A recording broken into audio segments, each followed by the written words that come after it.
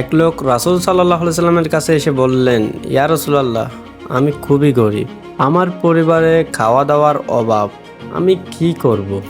রাসূল সাল্লাল্লাহু আলাইহি সাল্লাম কিছুক্ষণ চুপ ছিলেন।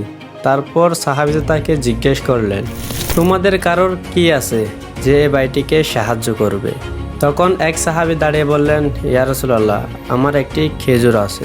এরপর আরেকজন সাহাবী দাঁড়িয়ে বললেন, ইয়া রাসূলুল্লাহ, আমার কিছু খেজুর আছে। রাসূল সাল্লাল্লাহু আলাইহি সাল্লাম বললেন, এগুলা নাও, বাজারে বিক্রি করো, এরপর যা উপার্জন করবে তা দিয়ে তোমার প্রয়োজন মেটাও। লোকটি রাসূল সাল্লাল্লাহু আলাইহি সাল্লামের পরামর্শে খেজুরের ব্যবসা শুরু করে। এরপর ধীরে ধীরে তার ব্যবসা বড় হতে থাকে। সে তার পরিবারের জন্য যথেষ্ট ব্যবস্থা করতে সক্ষম হয়। এই হাদিসের 3টি শিক্ষণীয় বিষয় আছে।